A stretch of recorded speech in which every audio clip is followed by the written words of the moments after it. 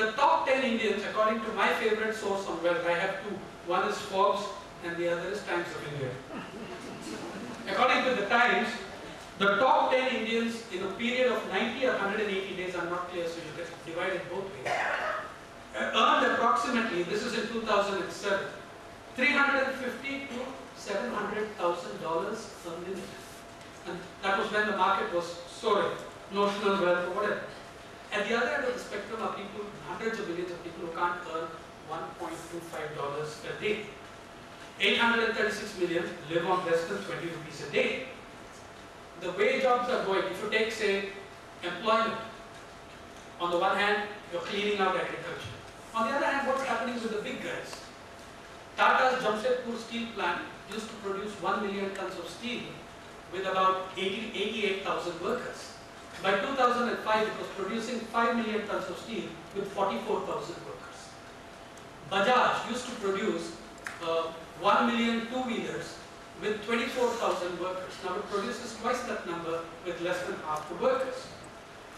A nation which boasts of medical tourism, being the #1 destination with medical tourism, 28% of ailments are no longer reported because the victims cannot afford to think of medical treatment.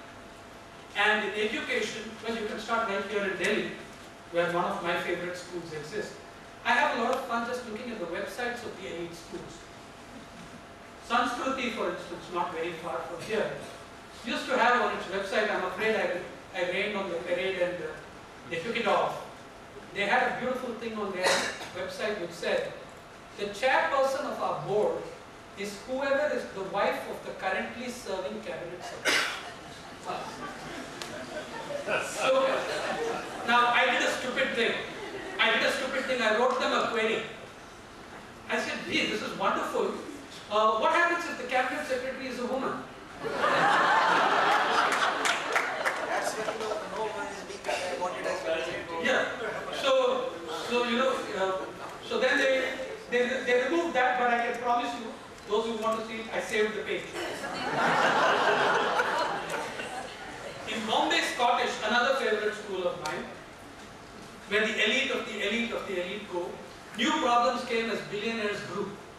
What happened in Bombay Scottish? Every year they have their annual day, and everybody in Bombay Scottish is a VIP. Okay? But the VIPs, the millionaires, have a special enclosure. Into this Garden of Eden in the 2000s came the serpents called billionaires. And then there were problems about who could be seated in that or whether they had to have an enclosure within the enclosure. So Bombay Scottish became the site of a bitter class struggle between millionaires and billionaires for quite some time. I think it was resolved in favor of the billionaires. But I haven't followed up, so I can't give you the update on that. Okay? Now, any sphere you look at inequality. Any sphere you look at hyper-commercialization, predatory commercialization. In this setup is where paid news has to emerge. There is no choice but for paid news to emerge. Okay? Paid news is not an aberration. It's obnoxious. That's a different thing. Can we heard? There are many questions about paid news. Is it as old as the hills? There are the old veteran cynics who say, "Arey yaar, tu kya likhte ho? 30 saal maine dekh raha hu. 30 saal tu dekh rahe hai, tu kya kiya 30 saal? You've been sitting on your backside for 30 years. What have you done about it if it's 30 years old?" Secondly, no, look, paid news did not come out of a hole in the ground. Of course, there's a prehistory to it. Of course, there's a long process preceding it. Of course, there are many things, including in this decade, MediaNet, private treaties, all these things that preceded it. But what's happening in the current phase has very clear lineage. Okay? You can go back to United States 2000, like we do for any model that we have. It somehow originates in the United States. In the year 2000, the editorial sale for space, which preceded MediaNet, happened in Barbara Walters, the outstanding TV personality. Barbara Walters' program, The View on ABC. ABC, not corruptly, not surreptitiously, not under the table, systematically negotiated and sold 8 episodes episodes of Barbara Walters' view to Campbell Soup. And in the written agreement, ABC agrees, executives say, that apart from the mention that Ms. Walters will make of Campbell Soup, her participants in the panel and she will generally seek to introduce the soup motif into the on-air banter. Okay. And so, poor Barbara Walters and her panelists ended up in every other program saying, that's good, Campbell Soup. 2005, much closer to real paid news. The White House is extremely embarrassed. Many of you have read about that one. You may not know about Barbara Walters, but you know 2005, the White House cancelled $88 million worth of, $88 million had already been spent giving payments to columnists, all conservative columnists, for pursuing the Bush agenda on abortion, on education, no child. William Armstrong Williams, the very conservative columnist, admitted to having taken $250,000 from the Department of Health and the Department of 2-3 other departments and contracts. Maggie Gallagher admitted to having signed contracts with the Department of Health promoting anti-abortion thing. So here you have clear selling. Then when it became an embarrassment, Bush said, in his view, we ought not to be doing this. Right? So I don't know how that was resolved either. In 2003, MediaNet begins and the private treaties come in.